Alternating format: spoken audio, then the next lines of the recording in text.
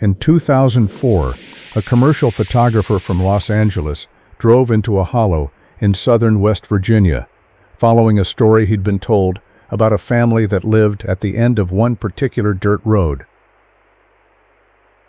He never made it to the house. Not that day, because before he reached it, the neighbors stopped him. Ordinary people from the porches and yards along that road, and they did not stop him with questions. They stopped him with shotguns. The photographer, a grown professional who had worked all over the country, turned his car around, drove out of the hollow, and came back only when a local police officer agreed to ride along and vouch for him. Now hold that picture, because it is the strangest and most beautiful fact in this whole story, and everything else grows out of it. A tiny community in the poorest corner of Appalachia, standing armed guard over its most vulnerable family, not because the family was dangerous, because the visitors were. Because for generations, people had been coming up that road to laugh, to point, to throw things, to take pictures of human beings like they were an exhibit, and the hollow had decided, long before the internet existed, that anyone who wanted to gawk at the Whitakers would have to come through the neighbors first. Think about what it takes for a community to reach that arrangement. It takes generations. It takes carload after carload of strangers coming up that road to do harm, until standing guard becomes as normal as bringing in firewood. The neighbors of Odd did not decide one day to be noble. They were taught, by a century of visitors, what visitors come for. The family at the end of that road would eventually be called, by the entire internet at once, the most isolated family in America, and worse names than that. Millions of people have watched them. Almost none of those millions know where the family actually came from. Because the true origin of the Whitakers of Odd, West Virginia, is not what the cruel version of the story says. It is stranger. It starts more than a century ago, with two brothers who shared one face. And it runs through a piece of genetic arithmetic so unlikely that no one in that hollow could have understood what they were setting in motion. And through a century of a country looking away, and I will tell you now, the arithmetic is the smaller half of the answer. One more thing before we start. A promise about method, because this is a real family, and they are alive, right now, today, in that hollow. Everything in this video comes from what the family chose to share publicly, and from the documented record. You will hear no mockery here, no imitation, none of the words the tabloids used. The neighbors of Odd have a test for everyone who comes up their road, and this video intends to pass it. This is the story of Odd. The town is really called that, Odd, West Virginia, Raleigh County, deep in the folds of the southern coal fields, 75 miles from Charleston. The name has nothing to do with the family. It was there first, one of those small, strange Appalachian place names, a scatter of houses, and a church in steep green country. But the name matters, because to understand this family you have to understand what kind of place America builds and then forgets, and Odd is the type specimen.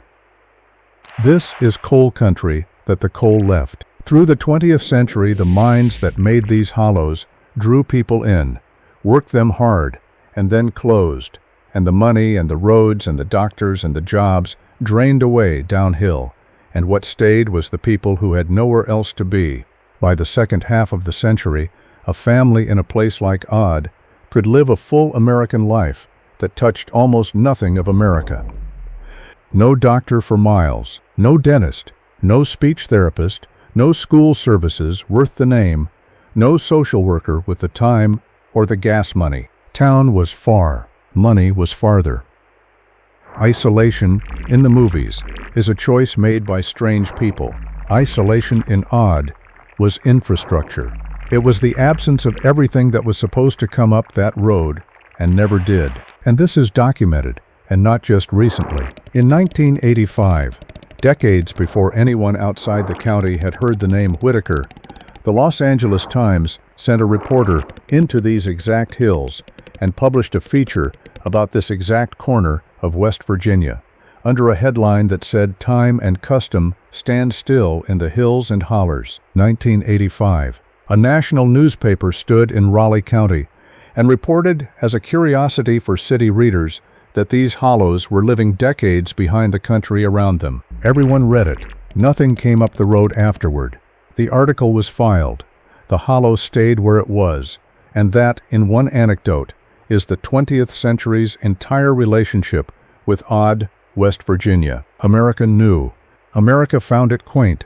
America moved on. Understand the daily mechanics of a place like that, because the word isolated stays abstract until you run the errands. The nearest real hospital, better than an hour away, and that is today, with today's roads. A dentist, a specialist, a therapist of any kind, a day trip, if you had a working vehicle, which for long stretches the family did not. School consolidation pulled the schools down out of the hollows decades ago, and with them went the one place where a child's needs might have been noticed by someone paid to notice. There was no clinic in Odd. There was no anything in Odd. There was land, kin, church, and the road out. And the road out costs money every single time you use it. And in that hollow, on land their family had held for generations, lived the Whitakers, farming people, poor even by the standards around them, known to every neighbor, woven into the place, and, in the way of small communities everywhere, both protected and mocked by the same people, sometimes in the same afternoon. To understand what a century in that hollow did, you have to go back to the beginning, to the two brothers. The origin of the Whitaker family, the documented genealogical origin, is a pair of identical twin brothers born in the 1800s, Henry and John Whitaker. Identical twins. Keep that word doing its full work, not brothers who looked alike. Two men grown from one split cell, carrying, for every practical purpose, the same genome. One face, one blood, two names. Henry married. John married. They raised their families in the same stretch of country, the way Appalachian kin did, close, intermarried with the same handful of surrounding families on the same land. And then, in the next generation, the thing happened that made this family's future. A son of one twin married a daughter of the other. On paper, in the church book, that is a marriage of first cousins, and here is the part you need to sit with, because in that time and place, it would not have raised an eyebrow. Cousin marriage was legal, common, and unremarkable across huge stretches of rural America and Europe in that era. Charles Darwin married his first cousin. Nothing about that wedding, as the people at it understood the world, was scandalous. Two known families, one hollow, a match made close to home because home was all there was, and the nearest other families were a mountain away. They could not see the arithmetic. Nobody alive then could have. Because first cousins ordinarily share one set of grandparents and a certain fraction of their blood, and the risk that carries is real but modest. That is the situation everyone in that church thought they were in. But these cousins' fathers were identical twins. Genetically, Henry was John, and John was Henry, which means their children were not, in their blood, cousins at all. Run the numbers, because the numbers are the revelation. Ordinary first cousins share about 12.5% of their variable DNA. That's the situation the law of that era permitted, and the community understood. But when the fathers are identical twins, the two family lines aren't two lines at all. Genetically, there is one father, wearing two names, heading two households. The children of Henry and the children of John were, in their blood, one man's children, which makes the bride and groom at that wedding, genetically, not cousins sharing 12%, half-siblings sharing roughly 25%. Double the closeness anyone in the church could see, twice the closeness anyone had agreed to, invisible to every person in the room, including the couple themselves. Closer, by the blood, than any marriage the law of any state would ever have knowingly allowed. Two people who had done nothing their world considered wrong, joined in an ordinary wedding, carrying a closeness no one could see, in a hollow with no doctor to ever explain it, before the science that could explain it fully existed. That is the shocking true origin the title of this video promised, and notice what it is not.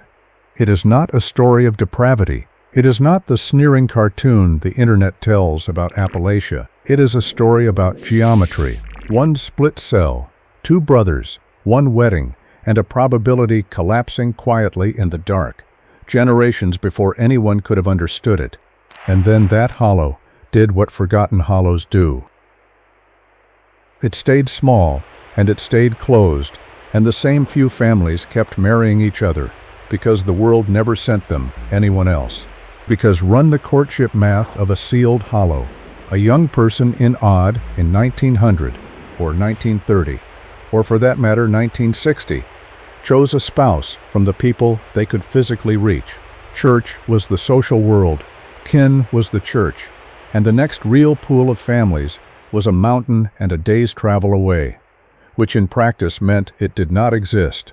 The same 6 or 8 surnames married each other for a century, not out of preference, but out of geography, and every such marriage in the Whittaker line was drawing from a well that the founding wedding had already made deep. The arithmetic compounded, marriage by marriage, decade by decade, unwitnessed, and before we meet them, settle one thing that the sneering versions always get wrong, because it matters. Cousin marriage was not an Appalachian perversion. In the 19th century it was practiced by European royalty, by the English gentry, by immigrant communities in every American city, and by isolated rural families on every continent on earth. For the same reason, in every case, you marry who you can reach. Appalachia gets the jokes because Appalachia is poor, and mocking the poor for the marriage customs of the entire 19th century world is not analysis. It's just the oldest carload of teenagers there is, driving up the longest road. What made the Whittakers different was never their customs. It was one invisible coincidence, 2 brothers with one genome stacked on top of the ordinary customs of the isolated everywhere. That coincidence has a probability so small that this family may be the only documented case of its kind in the country. That is the actual shocking origin, not sin, singularity. By the time the 20th century was old, the consequences were walking around odd with the family name. Quick one, and it pays off at the end. Comment the most isolated place you have ever lived, and how far away your nearest neighbor was. A number and a place. You'll see why when we get there. Okay, now the family the arithmetic made. I'm going to introduce the family the way their neighbors would, and not the way the internet did. And the difference between those 2 introductions is the entire moral of this video. The generation the world would eventually meet grew up in the hollow through the second half of the 20th century. Among them, the siblings Betty, Lorraine, Ray, and Freddie, and later Lorraine's son Timmy, born in 1979. Some of the family carried visible differences. Some carried intellectual disabilities. Some of them do not use spoken words and communicate in their own ways, with sounds and gestures. And here is the fact that the mocking versions of this story always leave out because it ruins the joke. They understand everything. Visitors who actually spent time with the family found every single time that the Whittakers followed conversation perfectly well, answered in their own manner, laughed at the right moments, and read the intentions of the people in front of them with complete accuracy. The impairment the cruel versions dwell on is an impairment of output, not of presence. There are people in that house who cannot say a sentence and can absolutely tell whether you came as a friend. Now, the causes. The internet's version has one cause, said with a smirk. The truth has 2, and the second one is on us. Yes, the genetics are real. A century of compounding closeness, starting from that one impossible-to-see half-sibling wedding, exacted a price across the generations, and the price landed on children who chose none of it. But hear the second cause, because specialists who have looked at this story point at it over and over. Nobody in that family ever received early intervention, no speech therapy, ever.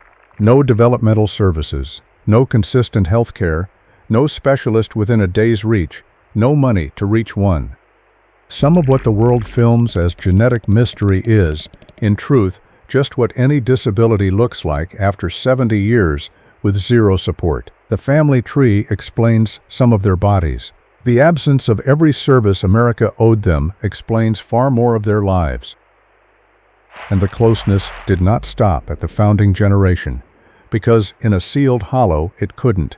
Decades later, when the family finally spoke to a camera, Betty Whittaker herself confirmed, plainly and without shame, because there was nothing for her to be ashamed of, that her own mother and father had been double first cousins. The children of that marriage are the family the world would meet. None of them arranged their own ancestry. Every one of them has spent a lifetime paying its bills. They grew up poor even for odd. They farmed the family land, raised gardens and animals, kept dogs that were family members in full standing, went to church when they went anywhere, and lived by a rhythm that would have been recognizable to their great-grandparents. When their parents died, the siblings did not scatter, because scattering takes money and takes somewhere to go, and because they are, before anything else the internet ever called them, a family. Betty became the caretaker of the household, the speaking center of it, managing everything for her brothers and sister and for Timmy, and doing it for decades, without services, without respite, without a single agency ever sharing the load. Freddie died of a heart attack, at home, among his own. The rest kept on, together, in the small house on the family land, taking care of each other, which they have never once stopped doing. Somewhere in this part of the story, ask yourself the question this channel always asks. Where was everyone? A family with this level of documented need, known to the county for generations, and the record of institutional contact is functionally empty. No intervention, no support plan, no visiting nurse in the family's telling of their own lives. The neighbors ran off the mockers. The state never even drove up. And I owe you the texture of their days, because the internet only ever filmed their differences, and their days were mostly not that. The Whittaker yard, everyone who visits agrees, is a working farmyard full of dogs the family adores, and who adore them back. And animals are famously unconfused about people, and those dogs have voted. Timmy, who does not use words, is by every account the warmest presence on the property, a man who greets trusted visitors with open delight. Betty runs the household and the conversation. They tease each other. They grieve their dead. They are in the actual texture of an actual afternoon there, a family at home, and every person who has spent real time in that yard comes down the road saying the same slightly stunned thing. That was nothing like what I was told I would find, and the world around them sorted itself into the two kinds of people it always sorts into. The ones who mocked. For generations, it was local. Carloads of teenagers up the dirt road at night to yell at the windows. Things thrown. Names. The family learned to go quiet when engines came up the hollow, the way you learn weather, and that reflex, learned over decades, is half of why the neighbors' shotguns exist, and all of why a stranger with a camera in 2004 didn't get within sight of the porch. Cruelties small and large, for generations, and the ones who guarded. The neighbors who ran those cars off, year after year, and who, when a stranger with a camera came up the road in 2004, met him with shotguns. Both groups were locals. The line between mocking and protecting ran through the middle of that hollow, the way it runs through the middle of every story this channel tells. Hold the line. The internet is about to arrive, and the line is about to run through millions of people at once. The man the neighbors turned back in 2004 was named Mark Leta. He was a successful commercial photographer working on a book called Created Equal, Black and White Portraits of Americans from every corner of the country, billionaires and coal miners, debutantes and drifters, side by side. He got his escort, met the Whittakers, took his photographs, and left. Black and white portraits, the same dignity of framing he gave everyone in that book, from bankers to miners. And by his own account, the family stayed with him, not as an image, as a weight. He has said in interviews that details of that first visit haunted him for years. The poverty most of all, the gap between what he drove away to and what they stayed in. Photographers meet a lot of hard things. This one kept a family in his head for 16 years. Because in 2020, Leta came back, this time with a camera and a YouTube channel called Soft White Underbelly, dedicated to the people America looks away from. He had to earn the family's trust all over again, and the neighbors' trust too. And then he posted a video introducing the Whitaker family to the world. The world lost its mind. The video went viral instantly. Then the follow-ups. Then the reaction videos with their thumbnails built on the family's faces. Then the articles on every continent, tabloids in London and Sydney running the same 3 photographs under the same word. Tens of millions of views inside months, and the family's name became a search term, a punchline in comment sections, a costume idea, a genre. Everything the carloads of teenagers had done to that family for free, the internet now did at scale, with advertising. And with the views came the label, stamped on the family in every headline, the label I have deliberately not used in this video, and will not, because the family are people, and not a category.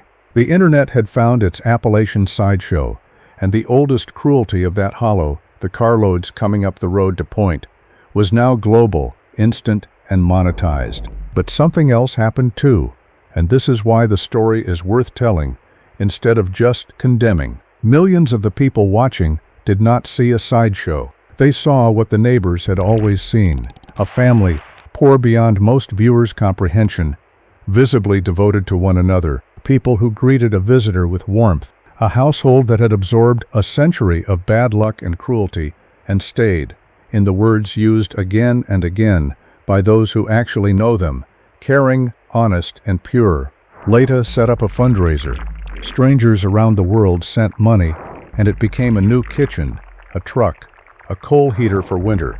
Later drives raised more toward decent housing.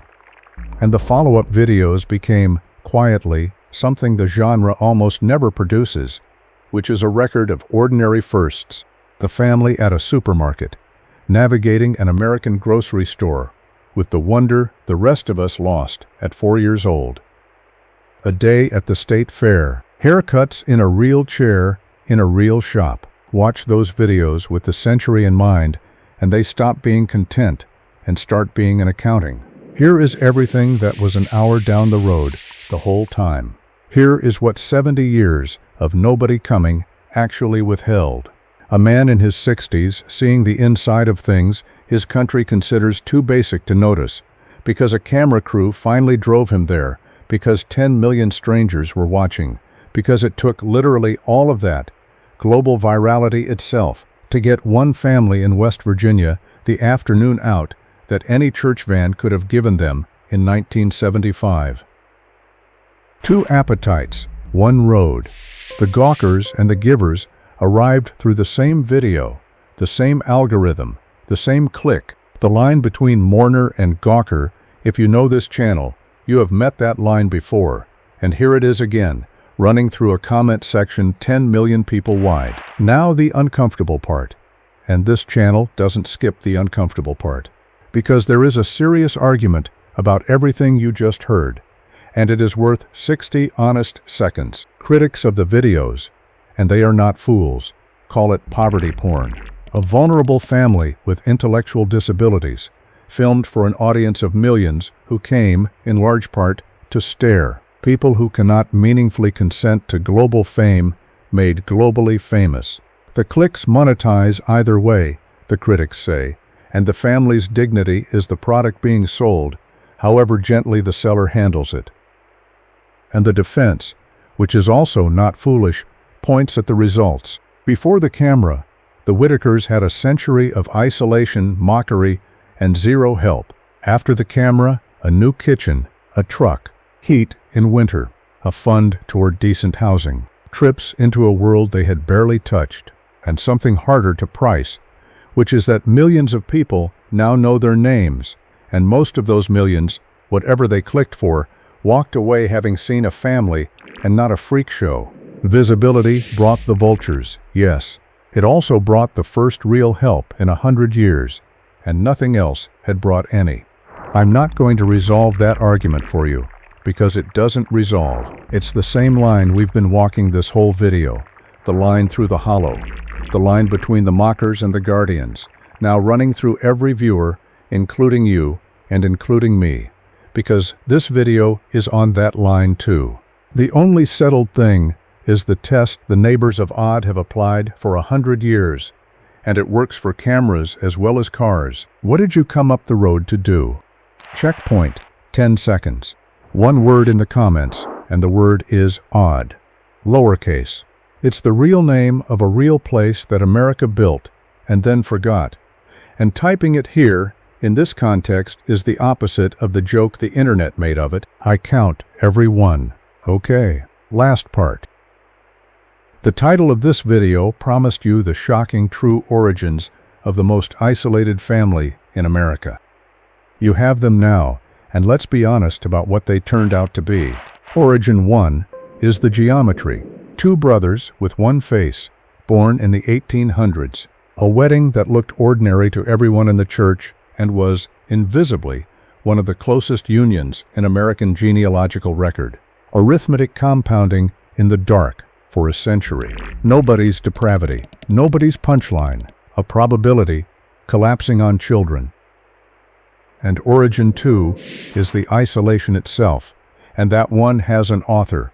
The Whitakers did not isolate themselves. Odd was isolated by everyone who ever decided that a hollow in Raleigh County wasn't worth a road, a clinic, a therapist, a bus route, a second look. The family's differences were written by genetics, but their fate was written by absence. Give that same family the services any suburban child gets by default, and you get a completely different century. The most isolated family in America was not hiding from the country. The country left first. And what of Odd now? The family is aging. Betty has carried that household for decades and carries it still. The fundraised money moves slowly, the way help always moves slowest for the people who waited longest. The neighbors still watch the road, and the road still gets traffic it shouldn't. Which brings me to the payoffs, and the one thing I will actually ask of you. Earlier you commented the most isolated place you ever lived, and the miles to your nearest neighbor. Scroll those comments after this. You'll find people who lived 5 miles from anyone, 10, 40, and every one of them had a road out, a town somewhere, a doctor eventually. Your isolation, mine, was measured in miles. The Whitakers was measured in decades of nobody coming. That's the difference, and now you can feel it. And the last thing, the important one. Do not go to Odd. I mean it, and the neighbors with the shotguns mean it more. Since 2020, strangers have driven into that hollow to see the family like a stop on a tour, and every one of them, whatever they told themselves, was another carload of teenagers come up the road to Point. If this family moved you, the description of this video has links to established Appalachian charities and to the family's own official fundraiser, and money travels that road better than gawkers ever will. The neighbors have guarded that family for 100 years. The least the internet can do is not make them keep doing it. One more thing, and then I'll let you go. Somewhere above, I said the neighbor's test works for cameras as well as cars. What did you come up the road to do? You came up this road too, 30 minutes ago, clicking a title with the word shocking in it. And I built that title to be clicked, so we came up together. But you stayed for the family. The watch time proves it. And that, in the end, is the only redemption available to any of us on this road. The video, the viewer, the whole apparatus. Not that we didn't come to look. Everyone comes to look. That we left, having seen people.